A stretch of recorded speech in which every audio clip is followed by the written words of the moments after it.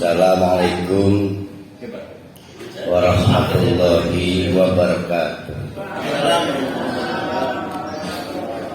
Alhamdulillah Rabbi shrahli sadri wa yassirli amri wahlul 'uqdatam min lisani yafqahu qawli. Rabbi zidni ilma warzuqni fahma. Mari kita meneruskan kajian surah Yunus untuk murajaah. Allah mengancam kepada orang yang gagal menerima hidayah dari Al-Quran. Ancaman itu berlaku sampai sekarang. Ada orang mengancam seperti orang tua mengancam anak begini, seren ya, berarti akan terjadi belum? Ya berarti belum terjadi. Tapi ancaman Allah tidak seperti itu. Ancaman Allah itu bukan sesuatu nanti terjadi. Jadi ancaman Allah itu adalah ancaman dari zat yang maha tahu.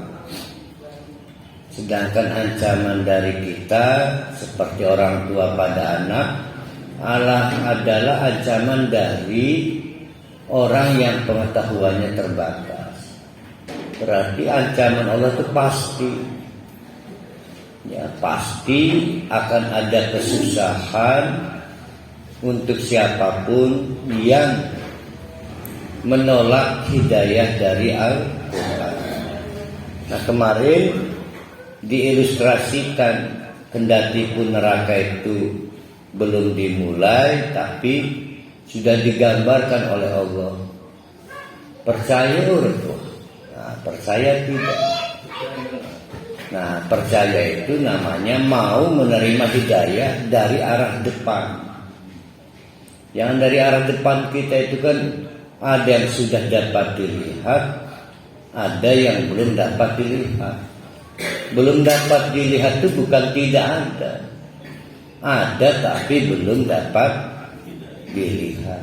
Contoh mati, kan belum dapat dilihat karena belum mati.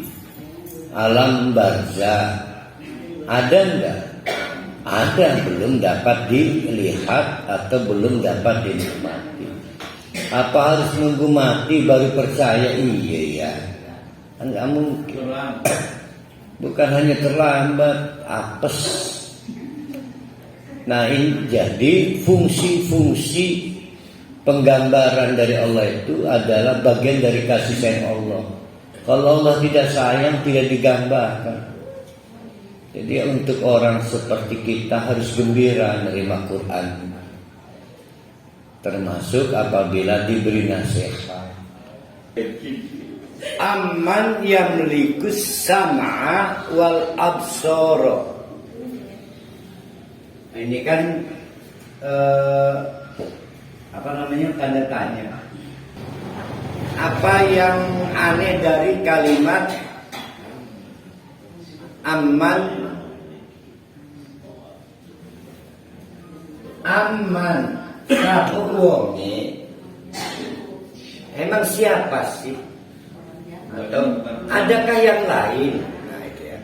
Emang ada yang lain yang liku yang bisa mengendalikan as-sam'a, kemampuan mendengar, wal absar, dan kemampuan melihat. Emang ada yang lain? As-sam'a ini mufrad. Apa mufrad itu bahasa Indonesia? Tunggal. Ya, tunggal itu apa bahasanya? Sigen. Khusus.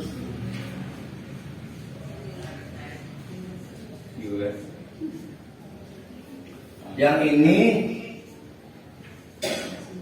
jamak atau plural. Singular.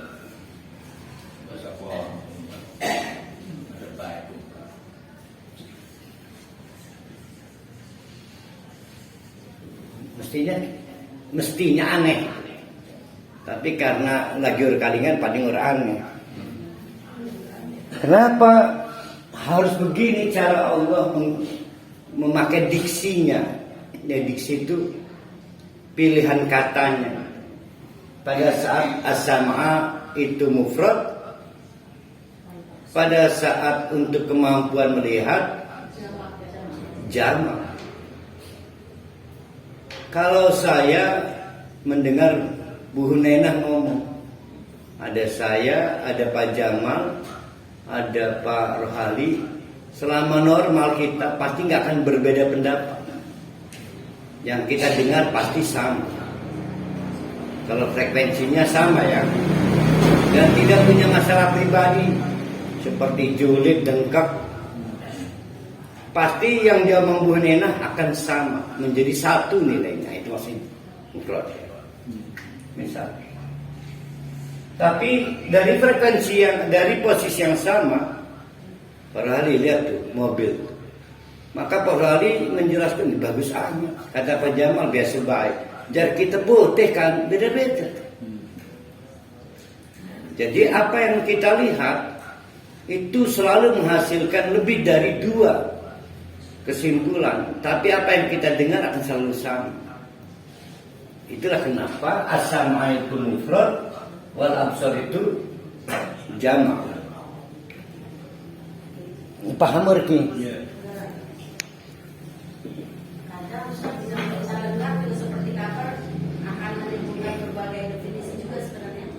Itu nanti ini dulu Banenta, nanti ada peristiwa lain namanya hati, namanya pikiran. Itu ada ayat 32, 33, 34 dan seterusnya. Nah, kita kaitkan dengan prolog tadi. Ada kasus orang ditegur, "Lur, coba sih lu, tradisi itu ada enggak?"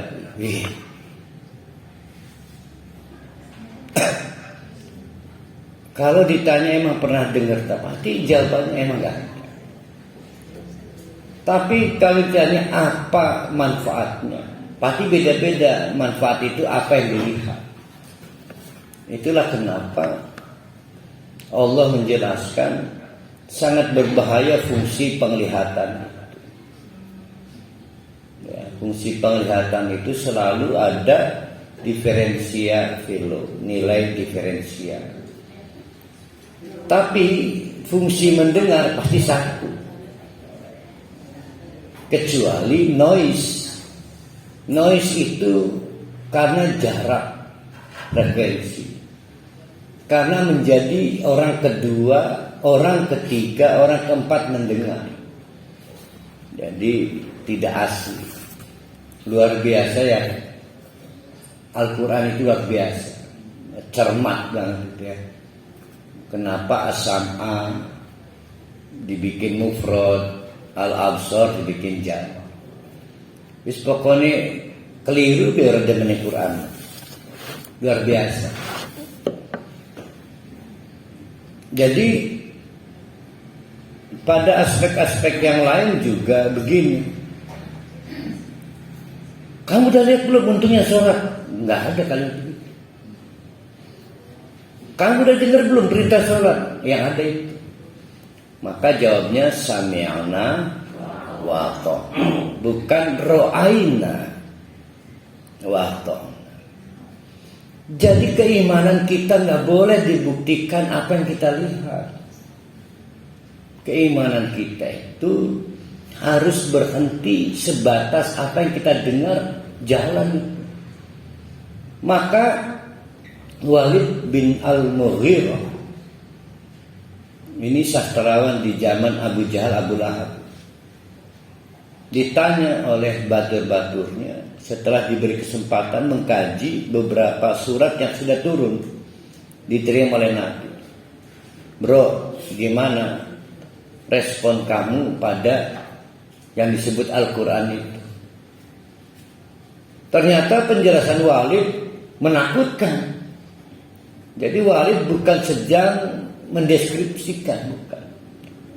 Tapi dia baper. Dia jatuh cinta, dia melampaui hatinya. Kata Walid, luar biasa. Betul, ini bukan buatan Muhammad. Oh, diterangkan. Oh.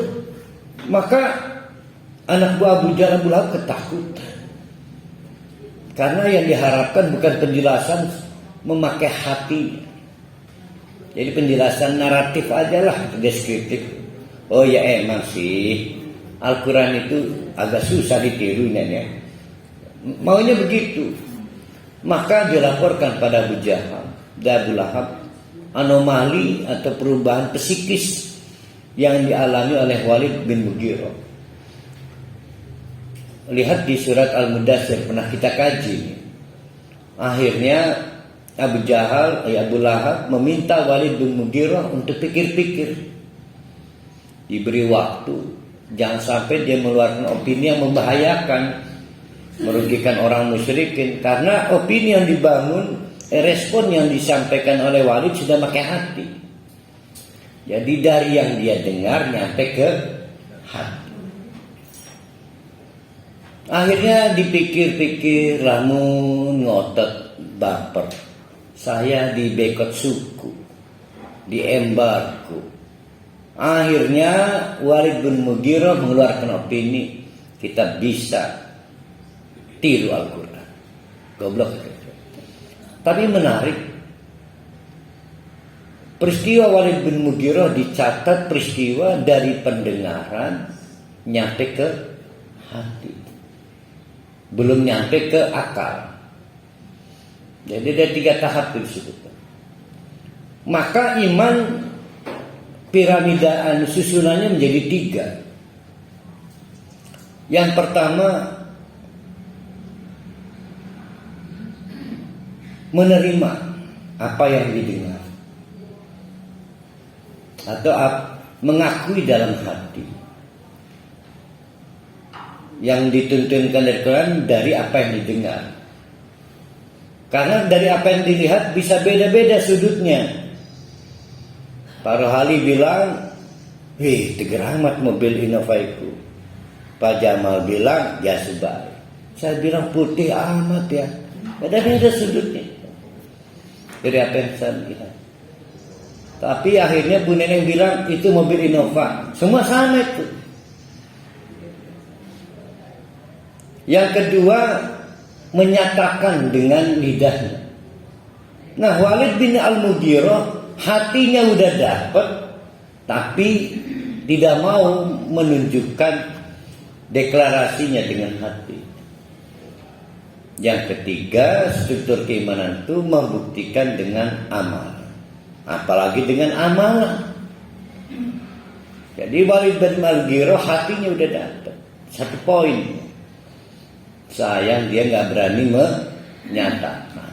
Saya yakin di lingkaran Pak Jokowi banyak orang baik yang belum berani menyatakan kebenaran. Banyak. Bukan berarti Pak Jokowi orang jelek, bukan. Banyak orang baik di lingkaran Pak Jokowi. Awas jangan dibulak-balik. Sama dulu Fir'aun juga temannya Nabi Musa nggak berani awal. Diam, padahal udah beriman.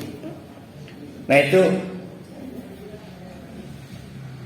kita kembali lagi ke prolog. Kenapa orang gagal mengelola Quran? Karena pesan yang didengar aja, jangan dilihat. Itu tidak dikirim ke hati. Sudah gitu nggak dideklarasikan. Tambah lagi nggak amal. Jadi sudah genap kita pelajari hidayah itu dari Allah. Tapi kalau mau dapat hidayah, Allah udah ngasih tahu cara-caranya. Nah cara-caranya nggak dihitung ya susah kayak. Buka telinga, nggak usah buka mata deh. Buka hati, buka mulut, maka gerakan anggota tubuh mengamalkan. Baru hidayah masuk.